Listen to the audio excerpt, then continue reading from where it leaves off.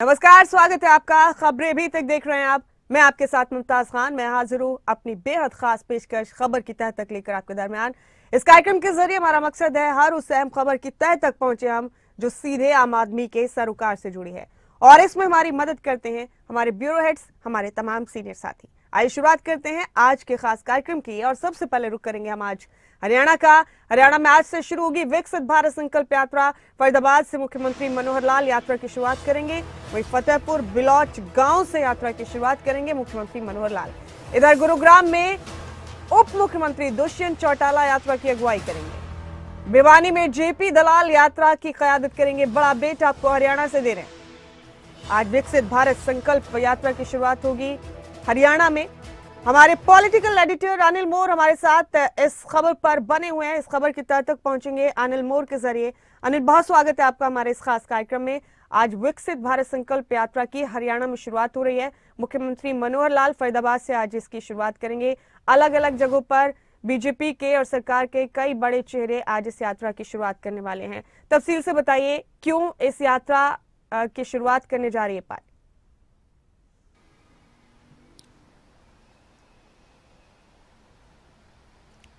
देखिए मुमताज, देश भर में केंद्र सरकार की योजनाओं को लोगों तक पहुंचाने के लिए केंद्र सरकार की क्या क्या योजनाएं हैं उनको गांव-गांव तक पहुंचाने के लिए देश भर में विकसित भारत संकल्प यात्राएं हो रही है।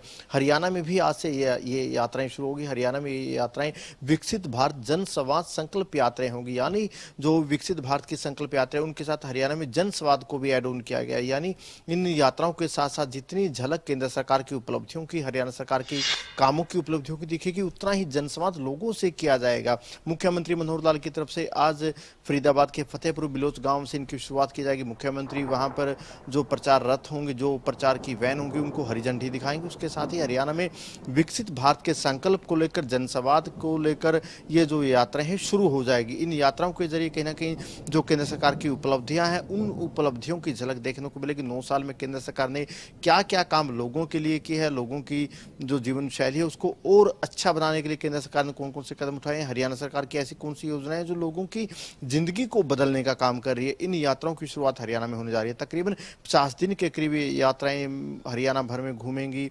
आज फरीदाबाद से मुख्यमंत्री मनोहर लाल इन यात्राओं की शुरुआत करेंगे, हरी झंडी मुख्यमंत्री दिखाएंगे। उनके साथ ही प्रदेश भर में तमाम जिलों में मंत्री विधायक मौजूद रहेंगे। Deputy CM Dushyant Chautala Gurugram rural से इन यात्राओं को हरी झंडी दिखाएंगे, तो गुरुग्राम शहरी से केंद्रीय राज्य मंत्री राविंदरजीत सिंह मौजूद रहेंगे। वहीं गृह मंत्री अनिल विज अंबाला से, कृषि मंत्री जेपी दलाल भिवानी से इन यात्राओं की शुरुआत करने जा रही है। इन यात्राओं के जरिए देखिए मुमताज, जैसे मैंने आपको कहा कि केंद्र सरकार की तकरीबन जो 9.5 साल की उपलब्धियां रही है वो उपलब्धियां लोगों तक पहुंचेंगी। इसके अलावा हरियाणा सरकार की उपलब्धियां, हरियाणा सरकार ने 9 सालों में लोगों के लिए क्या कुछ काम की हैं, कौन से बड़े प्रदेश सरकार के काम है, वो कहीं ना कहीं लोगों तक पहुंचेंगे। प्रदेश सरकार के कहीं ना कहीं सभी गाँवों में जो ये प्रचार रथ है, जो संकल्प यात्रा है, पूरे प्रदेश में घूमेंगी, सभी गाँवों में घूमेंगी। जितने भी नगर निकाय के क्षेत्र हैं,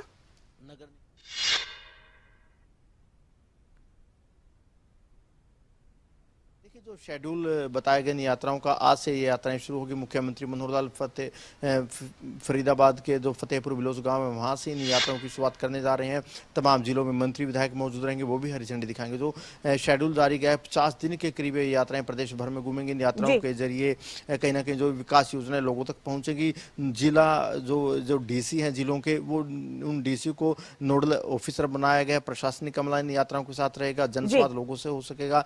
जहां जहां पर लोगों को किसी तरह की दिक्कत है, चाहे परिवार पहचान पत्र है, इसके अलावा बीपीएल कार्ड है, और जो दूसरी सरकार की योजना है उनको फायदा नहीं मिल पा रहा, तो लोग मौके पर अपनी समस्याओं का रजिस्ट्रेशन करवा सकेंगे ताकि भविष्य में उनको उन योजनाओं का लाभ मिल सके। जी ठीक है अनिल, आपसे गुजारिश है आप बने रहे हमारे साथ कुछ वक्त और। एक और अहम खबर का रुख करेंगे और फिर वापसी करेंगे हम अपने पॉलिटिकल एडिटर की तरफ। आपको बता दें कि 6 दिसंबर को हरियाणा कांग्रेस विधायक दल की बैठक होगी। भूपेंद्र सिंह हुड्डा के आवास पर कांग्रेस विधायक दल की बैठक होगी, और इस बैठक में शीतकालीन सत्र की रणनीति पर चर्चा की जाएगी।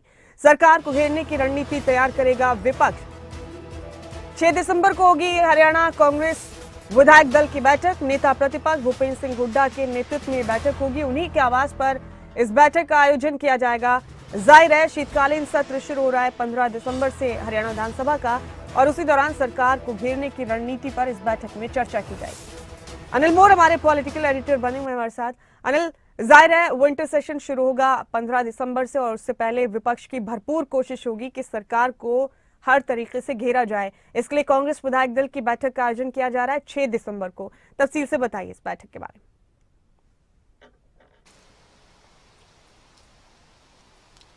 देखिए, हरियाणा विधानसभा का शीतकालीन सत्र 15 दिसंबर से शुरू हो रहा है। 15 दिसंबर से जो हरियाणा विधानसभा का शीतकालीन सत्र होगा, शीतकालीन सत्र में कांग्रेस सरकार को किन किन मुद्दों पर घेरे, कांग्रेस की क्या रणनीति हो, इसी को देखते हुए कांग्रेस की तरफ से विधायक दल की बैठक बुलाई गई है। 6 तारीख को चंडीगढ़ में नेता प्रतिपक्ष भूपेंद्र सिंह हुड्डा की अध्यक्षता में बैठक होगी, जिसमें कांग्रेस के तमाम विधायक मौजूद रहेंगे। इस बैठक में कांग्रेस की तरफ से रणनीति विधानसभा सत्र को लेकर बनाई जाएगी कि सरकार को किन किन मुद्दों पर घेरा जाए। कांग्रेस का कहना है कि कांग्रेस के पास मुद्दों की कमी नहीं है। पिछले दिनों जो जहरीली शराब का मुद्दा उठा था, जहरीली शराब की वजह से तकरीबन 2 दर्जन लोगों की मौत हो गई थी। इस मुद्दे पर भी कांग्रेस सरकार को घेरने का काम करेगी। कांग्रेस इस मुद्दे पर जहां एक्साइज विभाग या हरियाणा पुलिस को घेरेगी, वहीं करेंगे सरकार पर भी कांग्रेस की तरफ से सवाल खड़े किए जाएंगे। इसके अलावा कांग्रेस किसानों के मुद्दे पर भी सरकार को घेरने का काम करेगी। आपने देखा पंचकुला मोहाली में एक दिन पहले किसानों की तरफ से लगातार 3 दिन तक पंचकुला में पड़ाव लगाया गया था। लगातार किसानों ने प्रदर्शन किया अपनी मांगों को लेकर। तो ऐसे में किसानों के मुद्दे पर भी कांग्रेस कहने के सरकार को घेरने का काम करेगी। इसके अलावा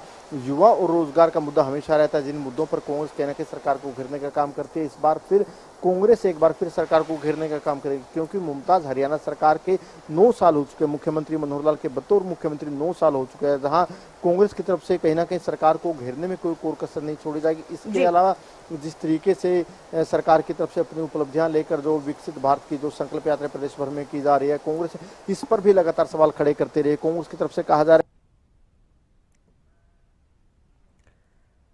वापस रुख करेंगे अपने पॉलिटिकल एडिटर अनिल मोर का। फिलहाल उन्होंने हमें बताया कि विधायक दल की बैठक हो रही है कांग्रेस की 6 दिसंबर को। अनिल, आप हमारे साथ बने रहें। एक और अहम खबर पर हम वापसी करेंगे आपके पास। बता दें अपने दर्शकों को कि चंडीगढ़ में आज हरियाणा कांग्रेस प्रेस कॉन्फ्रेंस करने वाली है। दोपहर 3 बजे प्रेस कॉन्फ्रेंस करेगी कांग्रेस प्रदेश अध्यक्ष उदय भान। इस प्रेस कॉन्फ्रेंस का नेतृत्व करेंगे। हरियाणा प्रदेश कांग्रेस कार्यालय में ये प्रेस कॉन्फ्रेंस आयोजित की जाएगी और बहुत मुमकिन है कि आज कांग्रेस की तरफ से कई अहम मुद्दों पर इस प्रेस कॉन्फ्रेंस में चर्चा की जाए।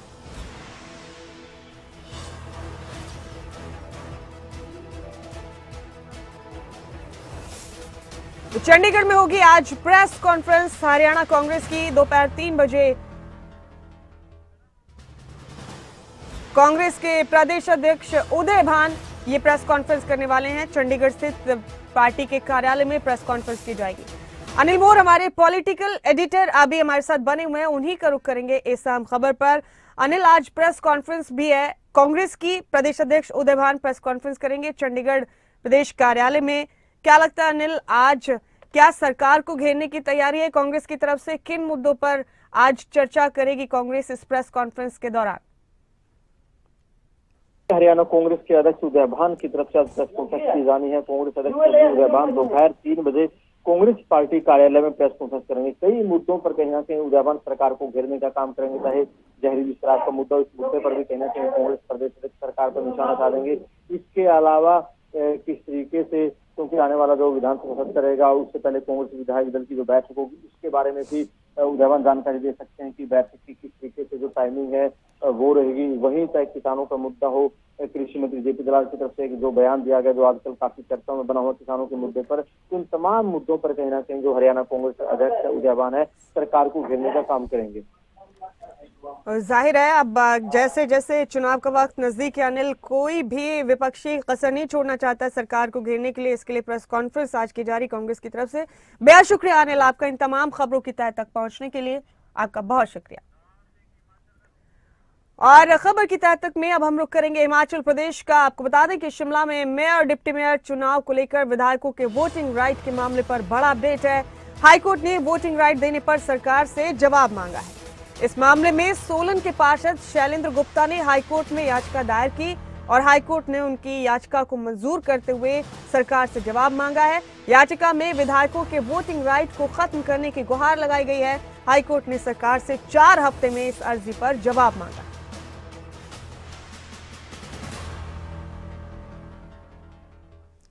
हमारे शिमला से ब्यूरो हेड प्रदीप ठाकुर हमारे साथ इस खबर पर बने हुए हैं, उन्हीं का रुख करेंगे। प्रदीप, आपका स्वागत है हमारे खास कार्यक्रम खबर की तह तक में। प्रदीप, विधायकों के वोटिंग राइट को लेकर नगर निगम में पिछले कुछ दिनों से काफी सुर्खियां बनी हुई हैं हिमाचल प्रदेश में। अब इसे लेकर एक पार्षद ने हाईकोर्ट में अर्जी लगाई, जिसे हाईकोर्ट ने मंजूर भी कर लिया और 4 हफ्ते का वक्त सरकार को दिया है कि आखिर क्यों विधायकों को वोटिंग राइट दिया गया, इस पर जवाब दिया जाए। क्या चल रहा है इस पूरे मामले में, क्या प्रोसीडिंग्स थी कोर्ट की, जरा तफसील से बताइए। बिल्कुल, देखिए प्रदेश की जो 4 नगर निगम हैं जिसमें धर्मशाला, पालमपुर, सोलन और मंडी, इनका जो मेयर और डिप्टी मेयर है, इनका 2.5 साल का कार्यकाल पूरा हो गया था और उसके बाद नए मेयर डिप्टी मेयर बनाए जा रहे हैं और इसको लेकर इलेक्शन प्रोसेस चला हुआ है। जो चुनाव की तिथियां हैं वो घोषित हो चुकी हैं और 2 नगर निगम ऐसे हैं जहां पर चुनाव हो भी चुके हैं, जिसमें पालमपुर है और मंडी। पालमपुर में कांग्रेस ने कब्जा किया है और मंडी में बीजेपी का कब्जा रहा है। अब 2 नगर निगम बचते हैं, धर्मशाला और सोलन। धर्मशाला में भी चुनाव की घोषणा हो चुकी है। 2 दिसंबर को मेयर डिप्टी मेयर के चुनाव यहाँ पर होने हैं और उसी दिन उनकी ताजपोशी होने के बाद शपथ ग्रहण भी होगा। हालांकि सोलन की डेट अभी आना बाकी है, लेकिन इस बीच जो सोलन के पार्षद हैं शैलेंद्र गुप्ता, वो हाईकोर्ट पहुंचे और उन्होंने कहा कि विधायकों का वोटिंग राइट खत्म किया जाना चाहिए। ये गलत तरीके से वोटिंग राइट देने की कोशिश की गई है। इस तरह की जो याचिका है वो हाईकोर्ट में दायर की गई है। हालांकि हाईकोर्ट ने अभी 4 सप्ताह के भीतर सरकार से जवाब मांगा है कि क्या आखिर वजह रही कि वोटिंग राइट देना पड़ा है और क्या इसके पीछे के कारण है और क्या संविधान में जो नियम है, कानून है, उसमें क्या प्रावधान। इस तरह से हाईकोर्ट ने जो है सरकार से जवाब देने को कहा है कि आपने वोटिंग राइट किया है, उसके पीछे का कारण क्या है। लेकिन अभी जो इलेक्शन प्रोसेस है वो चलता रहेगा क्योंकि हाईकोर्ट ने उस पर कोई रोक नहीं लगाई है। जिस तरह से जो धर्मशाला का है 2 दिसंबर का, वो इलेक्शन उस मेयर और डिप्टी मेयर के होने हैं और सोलन की डेट भी संभवतः 1-2 दिन में आ सकती है। लेकिन इतना जरूर है कि इस मुद्दे ने जरूर बटोरी है क्योंकि प्रदेश में 5 नगर निगम है, उसमें से ये 4 नगर निगम ऐसी हैं जिनके मेयर डिप्टी मेयर के कार्यकाल जो 2.5 साल के हिमाचल के कार्यकाल रहते हैं वो पूरे हो चुके थे, फिर नए मेयर डिप्टी मेयर बनाए जाने हैं। बीजेपी ने कांग्रेस की मंशा पर सवाल उठाया और उन्होंने कहा कि ऐसा लगता है कि कांग्रेस पार्टी घबरा गई है इन चुनावों से और उन्हें लगता है कि हमारे पार्षद क्रॉस वोटिंग कर सकते हैं, इसलिए विधायकों को वोटिंग राइट दे दिया गया। और ये भी में भाजपा की तरफ से कहा गया है, कांग्रेस सरकार पर आरोप लगाते हुए कि अगर विधायकों को आज जो है पार्षद बनने का वोटिंग राइट दिया तो कल दिन वो मेयर भी बनाए जा सकते हैं, डिप्टी मेयर भी बनाए जा सकते हैं और ऐसी व्यवस्था गलत होगी। तो ऐसे में अब पॉलिटिक्स बेशक हो रही है। सरकार की तरफ से कहना है कि चंडीगढ़ में भी तो एमपी नगर निगम की जो वहां पर डिप्टी मेयर चुने जाते हैं उसमें वोटिंग करते हैं, तो ये कोई नई व्यवस्था नहीं है। और बैठकों में पहले से ही विधायक आते रहे हैं नगर निगम की बैठकों में, तो उन्हें सिर्फ वोटिंग राइट दिया गया है और ये प्रावधान इस तरह के हैं, उन्हीं के अनुरूप हमने ये संशोधन किया है। तो कुल मिलाकर कह सकते हैं कि अब पॉलिटिक्स तो जरूर इस पर आने वाले समय में देखने को मिल सकती है क्योंकि कानून में भी संशोधन किया गया है और अभी शीतकालीन सत्र है तो उसको कानून को वहां पर भी इस कानून को पूरी तरह से बनाना होगा। लेकिन हमने अभी देखा कि जो 2 नगर निगमों में जो मेयर डिप्टी मेयर बने हैं वहां पर विधायकों की वोट की जरूरत नहीं पड़ी है। अब देखना ये होगा कि क्या धर्मशाला में वोट की जरूरत पड़ती है विधायकों के वोट की या सोलन में यहाँ पर वोटिंग की जरूरत पड़ती है जो विधायक वोट करना चाहे, तो क्या परिस्थिति उसमें बनती है। लेकिन अभी इस पूरे मामले को लेकर हाईकोर्ट ने जरूर इस विषय पर याचिका जो मंजूर की है उसमें जो 4 सप्ताह में जवाब देने को कहा गया है, उसमें देखना ये होगा कि सरकार अपना क्या पक्ष अब हाईकोर्ट में रखती है। ठीक है प्रदीप, बने रहिए हमारे साथ। हम एक और अहम खबर का रुख कर रहे हैं हिमाचल प्रदेश से ही। शिमला में भी शुरू होगी विकसित भारत संकल्प यात्रा। राज्यपाल श्री प्रताप शुक्ल यात्रा का शुभारंभ करेंगे और 11 वाहनों को हरी झंडी दिखाकर रवाना करेंगे। शिमला के सांसद सुरेश कश्यप भी इस यात्रा के दौरान मौजूद रहे। रुख करेंगे प्रदीप ठाकुर का। प्रदीप, आज विकसित भारत संकल्प यात्रा की शुरुआत की जा रही है देश भर में। शिमला में राज्यपाल यात्रा को हरी झंडी दिखाकर रवाना करेंगे। आप बताइए क्या तैयारियां हैं यात्रा को लेकर? बिल्कुल, देखिए राजभवन से ठीक 11 बजे विकसित भारत संकल्प यात्रा शुरू होने वाली है और इसमें जो हिमाचल के राज्यपाल है वो 11 वाहनों को हरी झंडी दिखाकर रवाना करेंगे और शिमला के जो सांसद हैं सुरेश कश्यप वो भी इसमें मौजूद रहेंगे। जो शिमला जिला के अलग अलग विधानसभा क्षेत्र हैं वहां के लिए इन वाहनों को भेजा जा रहा है और एक एक विधानसभा क्षेत्र में 2-2 वाहन कहीं जाएंगे, कहीं एक वाहन जाएगा और पंचायत स्तर पर इस यात्रा को निकाला जाना है। उसमें जो केंद्र सरकार की योजनाएं हैं उनकी जानकारी यहाँ पर लोगों को दी जानी है, लोगों के बीच ले जाना है कि कौन कौन सी केंद्र सरकार की बड़ी योजनाएं अब तक रही हैं जिनसे आम लोगों को फायदा पहुंचा है। और इसके साथ साथ बीजेपी ने जो अपनी लोकल लीडरशिप है उसको भी ड्यूटी दी हुई है और उनको कहा है कि आप अलग अलग पर इस रथ को साथ उसके साथ रहेंगे और लोगों के बीच जाएंगे। उसमें स्क्रीन भी लगाई गई है जिसके जरिए लोगों को केंद्र की योजनाओं की जानकारी दी जानी है। क्योंकि हिमाचल की बात करें तो ट्राइबल जो क्षेत्र है वहां पर पहले से ही ये यात्रा शुरू हो चुकी है, लेकिन अब जो बाकी स्थान है वहां से भी यात्रा शुरू हुई है। आज से कई स्थानों पर यात्रा शुरू होगी और अगले कुछ दिनों तक ये यात्रा चलती रहेगी। तो प्रदीप, इस यात्रा को लेकर बड़ी आस है कि बहुत मुमकिन है इससे बहुत पॉजिटिव मैसेज आवाम के बीच में, जनता के बीच में जाएगा। जान सकते हैं इसके अलावा हिमाचल प्रदेश में और ये यात्रा कहां कहां से शुरू की जाएगी आज? बिल्कुल, देखिए जो नॉन ट्राइबल क्षेत्र हैं प्रदेश के वहां से ये यात्रा शुरू होनी है और उसमें राज्य स्तर पर शिमला में, बाकी भी जैसे मंडी की बात करें, कुल्लू की बात करें या कांगड़ा की बात करें, बाकी जो ऐसे क्षेत्र है वहां पर भी अलग अलग शुरू की जानी है। इस तरफ को भेजा जाना है क्योंकि लोकसभा चुनाव अगले साल हैं और उससे पहले बीजेपी की और खासतौर पर केंद्र सरकार की जो कोशिश है कि इस विकसित भारत रथ यात्रा के जरिए अपनी बात को जनता तक और ग्रामीण क्षेत्रों तक पहुंचाया जा सके और उसमें बताया जा सके कि उनके लिए कौन कौन सी बड़ी योजना है, चाहे घरेलू सिलेंडर उज्ज्वला योजना की बात है या फिर आयुष्मान भारत योजना की बात है, बाकी भी छोटे छोटे जो लोगों के लिए काम किए गए हैं, चाहे किसानों के लिए है, बागबानों के लिए है, रोजगार का जिक्र बार बार कर रहे हैं, रोजगार मेले इसके लिए लगाए जा रहे हैं। तो ऐसी छोटी छोटी योजनाएं जो आम लोगों तक पहुंची हो, उन योजनाओं का जिक्र इस रथ यात्रा के जरिए किया जाएगा और उसमें बीजेपी के लोग भी मौजूद रहेंगे। हालांकि इसमें सरकारी क्षेत्र के लोगों को भी हमने देखा कि पूर्व में भी उनकी ड्यूटियां लगाई गई थी और वो भी विकसित भारत संकल्प यात्रा है उसमें केंद्र सरकार से जुड़े उपक्रम हैं या केंद्र सरकार से जुड़े जो चाहे नेहरू युवा केंद्र है चाहे और हैं, उनकी भी इसमें ड्यूटियां लगाई गई हैं। जी, बेहद शुक्रिया प्रदीप आपका इन अहम खबरों की तह तक पहुंचने के लिए, बहुत शुक्रिया आपका। और आगे बढ़ते हुए आपको एक अहम अपडेट दे रहे हैं। उत्तर प्रदेश के कई राज्यों में बारिश हो रही है। आज चंडीगढ़ में भी सुबह से लगातार बारिश हुई। चंडीगढ़ समेत कई जगहों पर ओलावृष्टि भी हुई है। चंडीगढ़ में आज पूरा दिन बारिश हो सकती है। मौसम विभाग ने बारिश का अनुमान जताया है। पूरे दिन को लेकर बारिश के चलते तापमान में भी गिरावट दर्ज की गई है। चंडीगढ़ के साथ साथ मोहाली और पंचकुला में भी बारिश की संभावना है। चंडीगढ़ में आज सुबह 3 बजे से बरसात शुरू हो गई और मौसम विभाग के मुताबिक आज पूरा दिन गरज और चमक के साथ बीच बीच में बारिश होने की संभावना है। इस बारिश के कारण शहर के तापमान में करीब 3 डिग्री सेल्सियस की गिरावट दर्ज की गई है। बारिश के दौरान ठंडी हवा चलने की भी संभावना जताई गई है। मौसम में बदलाव वेस्टर्न डिस्टर्बेंस के कारण देखा गया है। चंडीगढ़ के साथ साथ मोहाली और पंचकुला में भी बारिश की संभावना है। इस बारिश के बाद शहर में प्रदूषण से निजात मिलने की भी संभावना है। दिवाली के बाद हल्की बारिश के बाद शहर के एयर क्वालिटी इंडेक्स में गिरावट आई थी, लेकिन गुरु पर्व की आतिशबाजी के बाद फिर से वातावरण पर फर्क पड़ा और AQI लगातार बढ़ता चला गया। हरसिमरत पॉल मेरे साथी इस खबर पर मेरे साथ बनी हुई है। हरसिमरत, चंडीगढ़ में आज सुबह 3 बजे से लगातार बारिश हुई और बीच में ओलावृष्टि भी हुई है। तापमान में इसके बाद गिरावट दर्ज की गई। अच्छी बात यह है कि जो AQI का लेवल बढ़ गया था वो इस बरसात के बाद थोड़ा सा कम हुआ है। हालांकि इसके बाद मौसम सर्दी हो जाएगा। आप जरा बताइए, आज हुई इस बरसात के बाद मौसम का मिजाज क्या रहने वाला है?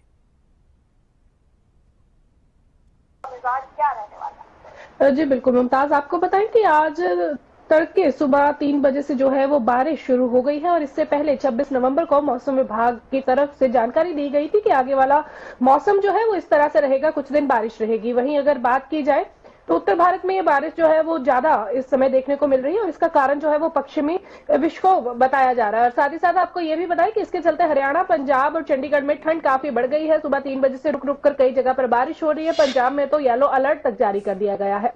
वहीं अगर बात की जाए तो ये मौसम जो है हल्की ठंड और बढ़ा देगा, साथ ही साथ धुंध जो है वो भी उसका दूसरा फेज शुरू हो जाएगा, यानी कि सुबह और शाम अब धुंध देखने को मिलेगी।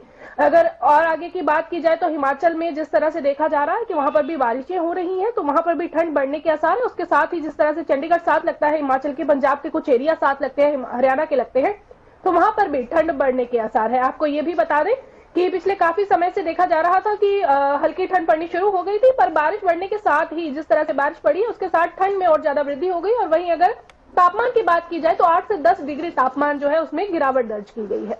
जी, तो तापमान में गिरावट के अलावा पॉल्यूशन में भी कमी देखने को मिलेगी। हरसिमरत, क्या लगता है, मौसम महकमे का क्या कहना है कि क्या ये बारिश अगले कुछ दिनों तक जारी रहेगी या आज ही के लिए बरसात का अलर्ट? जी मुमताज, आपको बताएं कि मौसम माहिरों ने 2 से 3 दिन का अलर्ट बताया है। जैसे मैंने पहले भी बताया कि पंजाब में तो येलो अलर्ट भी जारी किया गया है। उसमें बताया गया है कि जो एरिया चंडीगढ़ के साथ लगते हैं, लुधियाना है, फतेहगढ़ साहिब है, रोपड़ है, तो यहाँ पर ज्यादा बारिश जो है हो सकती है। वहीं हरियाणा के कुछ जिले जो साथ लगते हैं जैसे अंबाला है, यमुनानगर है, तो यहाँ पर भी बारिश के अंदेशा है। वहीं पर जिस तरह से आपने प्रदूषण की बात की, तो प्रदूषण का स्तर जो है वो काफी कम होगा। और आपको ये भी बताएं कि अच्छी खबर ये है कि पंजाब में जिस तरह से पहले पॉल्यूशन अलर्ट जो है वो रेड चल रहा था, अब वो बदलकर ऑरेंज जोन में चल गया है। और जिस तरह से बारिश हो रही है तो ऐसे में धूल के जो कण हैं वो ऊपर नहीं उठ पाएंगे और प्रदूषण को और ज्यादा कम करने में सहायता करेंगे। जी, तो इसके बाद अब ठंड में भी इजाफा हो जाएगा। हरसिमरत, जाहिर सी बात है, बरसात हुई है, ओलावृष्टि भी हुई है और वैसे ही ठंड का मौसम है, तो अब इजाफा हो जाएगा ठंड में आने वाले कुछ दिनों में।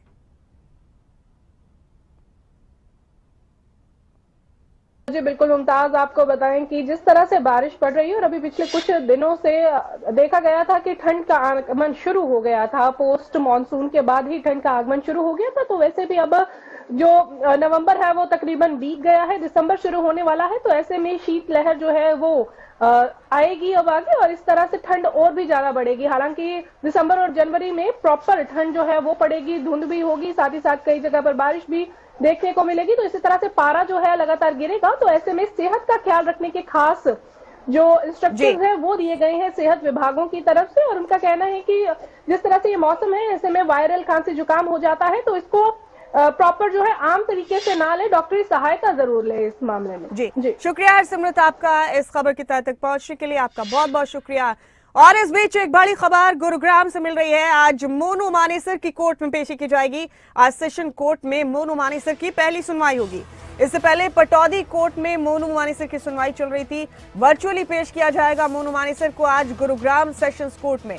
हत्या के प्रयास के मामले में मोनू मानेसर को गिरफ्तार किया गया था, जिसे लेकर आज मोनू मानेसर की पेशी है गुरुग्राम सेशंस कोर्ट में।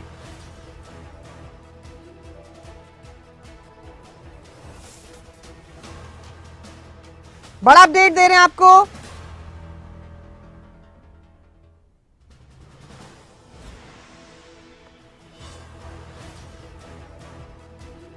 गुरुग्राम से हत्या के प्रयास मामले में मोनू मानेसर को गिरफ्तार किया गया था। इस मामले में आज कोर्ट में पेशी होगी गुरुग्राम में मोनू मानेसर की।